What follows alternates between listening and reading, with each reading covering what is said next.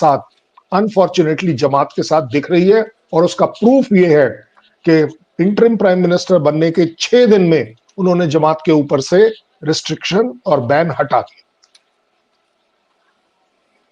अब लेकिन अब इस बीच सवाल ये है सर कि अगर तीन तरफ से बॉर्डर इंडिया से है और सामने समंदर है, तो क्या ऐसे में बांग्लादेश को आइसोलेट इसके एरिया में किया जा सकता है? 100% छोटा किया सा जा हिस्सा उसका म्यांमार से लगता है। 100% किया जा सकता है। हमारे पास काबिलियत है इस चीज की, न केवल नेवल साइड की काबिलियत है, बट वी हैव, हमारे पास काफी कुछ है जिसके द्वारा हम इसको आइसोलेट कर सकते हैं। लेकिन आइसोलेट कर कर करना क्या है आगे? क्या हमारे पास वो विल पावर है कि हम उस एरिया को जाकर ऑक्यूपाई भी करेंगे? मुझे नहीं लगता कि इंडिया की जो अब तक के इंडिकेटर्स रहे हैं और पॉलिसी और कैरेक्टर रहा है हमारा, कि हम किसी और की जमीन को आइसोलेट कर कर अपनी तरफ ले लें, मिला ले, वगैरह वगैरह। सो यस, पॉसिबल है, क्योंकि कोई बहुत बड़ी फौज नहीं चाहिए इस काम के लिए। बांग्लादेश के कंपैरिजन में अगर मैं 2 सेकंड को बांग्लादेश फौज को भी उनके साथ मिला हुआ देखूं, क्योंकि जिस तरीके से इस समय ये देखिए ना, तो ये सारी चीजें मिला जुला कर दिखाता है कि यस, हम आइसोलेट जरूर कर सकते हैं, बट हमारे को उसके लिए एक बड़ी अलग तरीके की कैरेक्टर चाहिए। नहीं, कुछ लोग ये भी बोल रहे हैं कि इंडियन आर्मी को पीस कीपिंग फोर्स वहां उतारनी चाहिए, या फिर यूएन को इस मामले में इंटरवीन करते हुए पीस कीपिंग फोर्स भेजनी यस, चाहिए। ये एक particular so called radical decision या रिकमेंडेशन या डिमांड ममता बनर्जी ने अभी रिसेंटली चलाई, तो यस, इसके ऊपर जरूर काम किया जा सकता है कि हमारे 1.5 करोड़ लोग वहां पर हैं जो हिंदू हैं, हालांकि वो बांग्लादेशी हैं, but at the same time इसको आप यूएस के स्पॉन्सरशिप में, रशिया के स्पॉन्सरशिप में आप इसे कर पाए।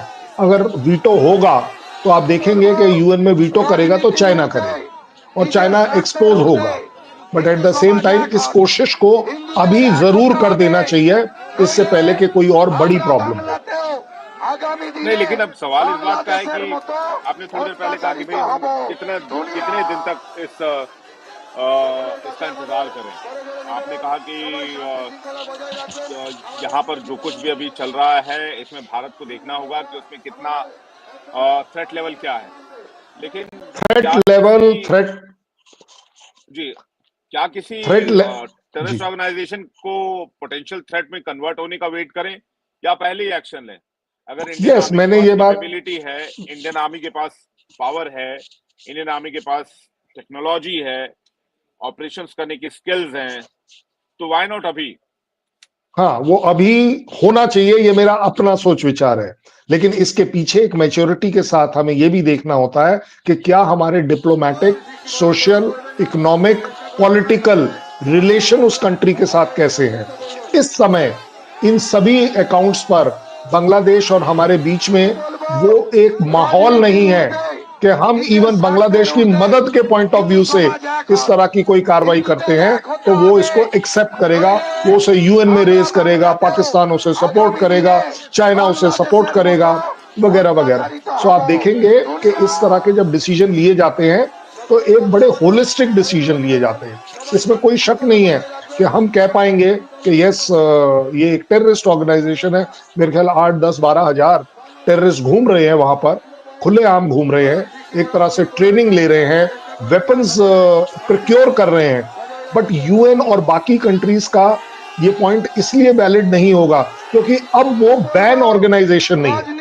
अगर आपने पहले कर लिया होता तो आप देखते कि बांग्लादेश के लिए भी फायदा था, बाकी इंडोनेशिया के लिए भी फायदा था, म्यांमार के लिए भी फायदा था कि सब तरफ से बैंड है। तो यूएन और बाकी इंटरनेशनल रिलेशंस में इसको शायद टॉलरेट किया जाता। आज शायद उसे टॉलरेट इसलिए नहीं करेंगे कि यस, ये तो भाई कोई बैंड ऑर्गेनाइजेशन है नहीं, उस कंट्री की एक नॉर्मल ऑर्गेनाइजेशन है, जमात है जो अपना काम कर रही है, और वो उनका इंटरनल अफेयर है कि वो चाहती है कि गवर्नमेंट प्रो या कंट्री टोटली मुस्लिम हो जाए। तो how does India gets involve?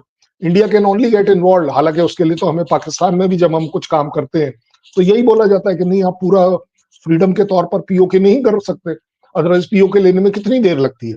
I think consecutive 3 chief ने बोल दिया है कि हम पूरी तरह से तैयार है, हमें सरकारी ऑर्डर चाहिए, हम वो ऑपरेशन कर सकते हैं। इसी तरह यहां पर मेरा सोच विचार है कवर्ड तरीके से। पहले तो सबसे बड़ी बात, हम उनकी आर्मी के साथ इस तरह की बात कर सकते हैं, क्योंकि आर्मी टू आर्मी लेवल में एक फायदा ये होता है कि सीक्रेसी रहती है, और जो थ्रेट परसेप्शन है उसको थ्रेट की तरह देखा जाता है, उसको पॉलिटिकली नहीं देखा जाता। सो यस, इस तरह की हमारे को होमवर्क करना चाहिए, अलर्टनेस होनी चाहिए, और बांग्लादेश को मोटिवेट करना चाहिए कि वो बांग्लादेश आर्मी को बॉर्डर एरियाज में इस तरह के कोई कैंप ना लगाने दे। कैंप लगाना अपने आप में इंडिकेटर है कि कहीं ना कहीं पॉलिटिकली और मिलिटरली आप उस कॉज को सपोर्ट कर रहे हो अगेंस्ट इंडिया।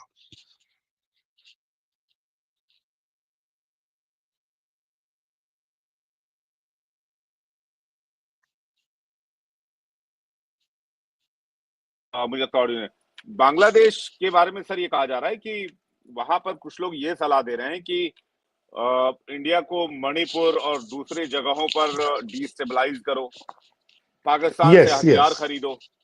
नहीं, तो नॉट ये ओनली तो हथियार सर खरीदो नहीं, खरीद रहे हैं, खरीद रहे हैं। एक बहुत बड़ा चिंता का विषय आया है कि तकरीबन 40 से 60 टन का एक्सप्लोजिव्स उन्होंने पाकिस्तान से लिया है। I don't know any reason, मुझे कोई रीजन नजर नहीं आता कि बांग्लादेश जैसी कंट्री को थ्रेट क्या है। उन्हें ये जरूर मालूम है कि इंडिया उनके ऊपर अटैक नहीं करेगा। हमने तो आपको आपकी कंट्री दिलाई है, हम आपको अटैक करके करेंगे क्या, पहली बात। दूसरी बात, हमारे उनके साथ रिलेशन अब तक स्टेबल रहे हैं, ये भी एक बहुत बड़ी बात है। सो ओवरऑल अगर आप देखें तो ये जो डिमांड एक जो पॉलिटिशियन है उसने डाला है कि यस, इंडिया के खिलाफ काम होना चाहिए, मणिपुर को भड़काओ, मेघालय को भड़काओ, ये सारी कंट्रीज स्टेट्स में जो है टेररिज्म उसको बढ़ने दीजिए। टेररिज्म तो नहीं, सेपरेटिज्म उन्होंने बोला है कि वहां वो उनको सपोर्ट करने चाहिए एज अ गवर्नमेंट पॉलिसी। तो ये बिल्कुल डेफिनेटली मैंने इसीलिए बोला ये अभी उठ रहा है।